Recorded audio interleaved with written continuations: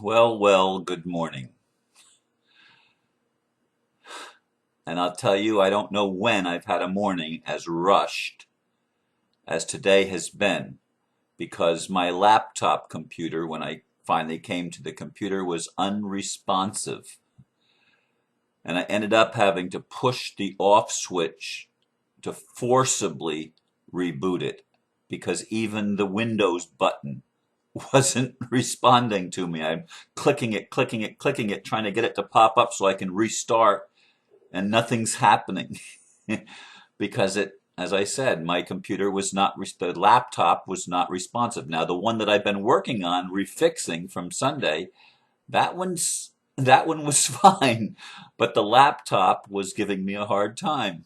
And so I got it back up and was really, as I said, I forcibly restarted it by cutting the power to it, holding the off switch until it finally shut down, and then waiting a minute and bringing it back up. And I mean, this is like 12 minutes ago, and so I'm really scrambling to get everything ready for today's video. This has certainly been a Mercury retrograde trying week. And for those of you that are on YouTube, again, yesterday it took 7 to 8 hours to get my video uploaded to be able to watch it on YouTube. I mean, incredibly slow.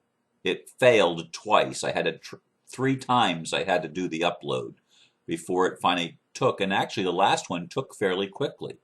It didn't even take an hour for it to get online. But the first two waited and waited and waited and waited, and nothing was happening. So all of that again, just to tell you, this is where I am this morning. So if it seems to you that I'm a little harried, I'm a little bit shaken, well, it's because I don't like having to rush like this to make the 4:44 start time. But I made it. By the grace of God, I made it. I actually went back and I sat in the meditation room again for just a minute or two, just to try to just calm myself down before I actually came and started the camera and started recording. So good morning, good morning, good morning. And it is a good morning despite the circumstances that I'm facing. I'll get through it. I always do.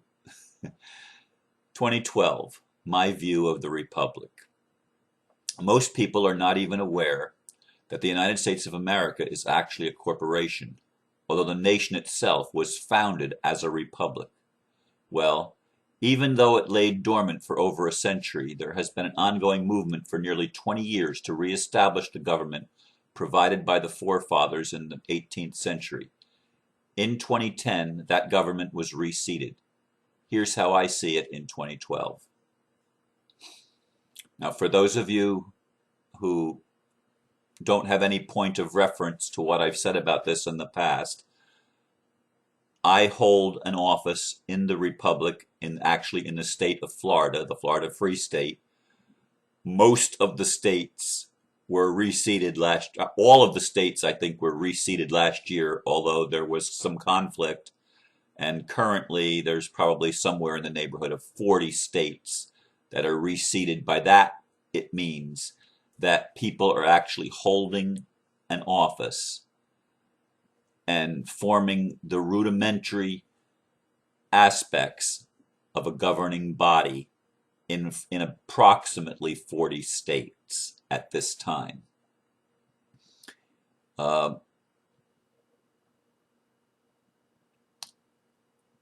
There has been, since founding it, reseating it in 2010, there has been some confusion. There have been people that seem to have their own ideas on how it should be, and causing people to fight each other. One of the things, let me go back and say, I didn't even hear about the Republic until I think it was January. It might have been December 2010, but I'm more inclined to think it was the early January 2011 that I actually heard about the Republic for the first time. I I really was not involved. And I got to meet the person who was then ambassador, who is now the governor of the Florida Free State, Dr. Michael Bishop, a wonderful man. And when I heard about it, I had him come to the house, to the Mary Horgan Center, and make a presentation about the Republic. And people said at that time, Ron, this is what you've been waiting for. This is right up your alley. And Michael asked me to run for Secretary of State, and there was a man, very highly qualified individual, who was running against me. There were just two of us that were on the ballot to be Secretary of State, and ironically, I was the one that was elected as Secretary of State. Although that's actually an appointed office, in my case, it was an elected office. It wasn't a large number of people that were involved in the election, and I don't know what the outcome, the numerical outcome was, but I was the one given the nod.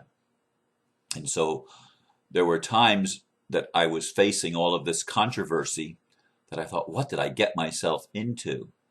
I mean, there were people in there that were trying to tell me what to do and give me orders and threaten me. This is from within the Florida Free State, or what we called it at that time, the Florida Republic.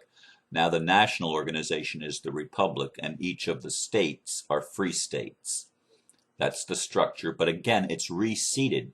There is the President of the United States, who is the head of the Republic. He is the recognized head of the Republic by those of us that are in the Republic.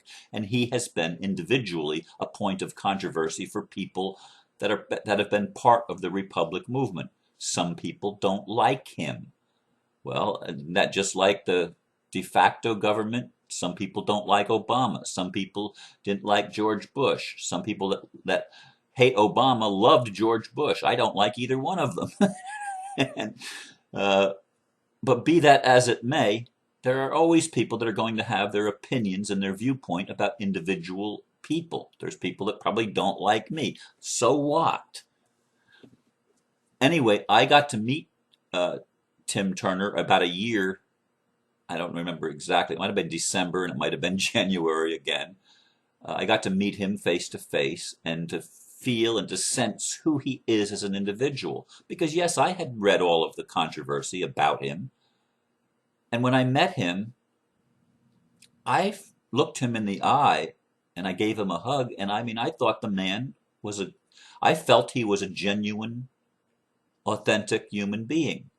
I didn't pick up some of the energies that I was looking for, even because I had heard so much about him, positive and negative, by the way. It wasn't all negative. I had heard good things and I had heard bad things. Michael, the governor, he has had a personal relationship with Tim Turner for a long time, and another man that I work with in the Republic here in Florida has had even a longer relationship with Tim Turner, and both spoke very highly of him. But there were other people that I was hearing from that did not speak highly of Tim Turner. And it's James Timothy Turner is his actual name. Anyway, I am glad to be part of the Republic. It is moving forward.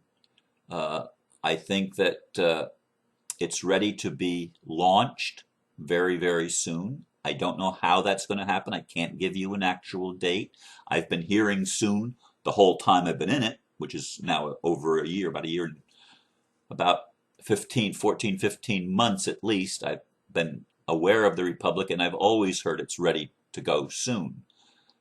But this soon is closer than the soon was last year, obviously, because we've moved forward. Anyway, I'm on conference calls for officials every Monday night. And last night I was on the roundtable conversation for 2 hours. It wasn't over. I shut it down at 11 o'clock. But they have an open public roundtable conversation every Thursday night. And I don't get on all of those calls. I've been getting on most of the Monday calls of late. because I am, as I said, I am the Secretary of State here in the Florida Free State. Anyway, I want to share a couple of quotes with you that were posted on the Republic for the United States of America group in Facebook. And they were both posted by Rocket's Red Glare. And the first one is a quote from President Turner on this past Monday night's call. And he said, "We're not a Christian religious government by any stretch. We can't be a religious body or government. That's not allowed by the Constitution. However, we respect all religions as long as they're peaceful religions." That's the first quote. And the second quote relates to the fact that there are ecclesiastical courts in the United States being formed in many respects that are working with the Republic. They're not part of the Republic. They are independent of the Republic. But they are common law courts being established so that people can have justice based on law instead of all of the ordinances and codes and stuff that masquerades as law, that the color of law, that the de facto courts use to steal people's homes and to incarcerate people that didn't do anything wrong, that did not commit an actual crime by definition of crime under common law, which simply means there has to be a victim. The state cannot be a victim. A law cannot be a victim, or some rule cannot be a victim that makes a person a criminal. There has to be an actual injured party. If there's no injured party, there's no crime. That's common law. And so many of the people that are in prison and incarcerated in the United States, which is the highest percentage of incarceration in the world today, perhaps I'm certainly in the Western world. I'm not sure about China. China is an ironic nation because, on the one hand, it is very, very repressive. On the other hand, it's going to be the salvation of the world because they're in control of the economy and they want a different economic system than the one that's been used in Europe and North America primarily, that has infected the entire world with its corruption, namely the Illuminati faction, or the cabal as it's known. But anyway, there are ecclesiastical courts that are established in the United States to give people an option to appeal to those courts, to have their case heard based on common law and principles of common law. And one of the members of the Republic, named Greg, I don't know the man, he's from Oregon, and he did a paper, a short paper, a description of what ecclesiastical courts mean. And I talked about that in the Assembly video a couple of days or so ago. But I have the actual quote that was posted yesterday by Rocket's Red Glare on the Republic for the United States of America group in Facebook. And this is the quotation that was posted. "As you can see, the term ecclesiastical court could mean a religious court, but in general, it means a court of the assembly. It is very often a religious assembly in the Bible because that is the focus of the Bible. However, the general meaning is an assembly of whatever nature. We must remember that our republic is not a religious assembly. Many of the people within the Republic are religious, but many are spiritual. The two are not one and the same. The term spiritual is used to relate to one's higher self and the Creator. Religion is but a tool for controlling the masses." Now it's interesting because in the call on Monday night, the latter part of that quotation was truncated. And the speaker that was reading the statement by Greg about ecclesiastical court, the speaker was just simply cut off, and for a minute to 2 minutes, it was dead. And somebody said, "Is she still there? Is she still there?" Well, she wasn't there. She had been cut off. So it got cut off right when many people are religious, but others are spiritual. That's right where it got cut off. The two that are not one and the same, that was what I really wanted to hear, and I didn't know what the rest of the quotation was until I got this yesterday. So I was really happy to hear the distinction made, because indeed religion is part of the problem. Spirituality is the solution. Spirituality doesn't have the lines of demarcation that form a polarization of factioning between parties. And that's been one of the weaknesses of the Republic movement in America. One of the strengths is that spiritual or religious people have been involved in the refounding, the reseating of the thing, but many of these people are stuck in a religion and trying to make the Republic a Christian nation. Well, that's a theocracy. That's not a republic. And many people aren't able to see that because fundamentalism inherently blinds our eyes, and it shuts down our heart so that we become combative instead of loving and compassionate. And that has been the basis of some of the controversy in the various states and across the nation, as people with a religious viewpoint of what the Republic is supposed to be battle those that have the more spiritual aspect and viewpoint of making the Republic, oh my goodness, look at the time, of making the Republic a real republic. And of course, there have been people that seem to have been planted that their only thought is to create controversy and to fight everybody else, to be totally belligerent in their attitudes. And these people have been weeded out through the process of time. I had to deal with them myself, as I said, last year. And so the Republic is moving forward, but we haven't had an instruction book on how to do this thing. None of us have been trained in how to establish a republic. So we're doing the best we can. There have been mistakes made. There will continue to be mistakes made.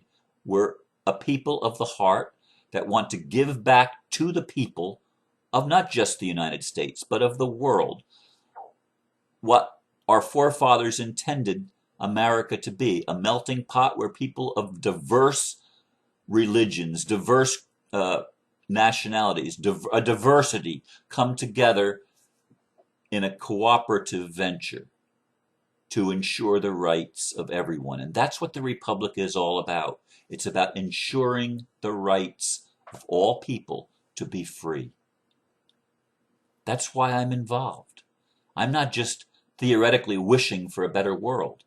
I'm working to try to do the best I can to make the world that I live in a better world by looking at where it actually is and taking the steps that I feel I'm able to take in correcting the problem. And I encourage each of you to do the same. It's easy to sit back and to criticize anybody, but that's not how we're going to solve the problems and resolve the issues.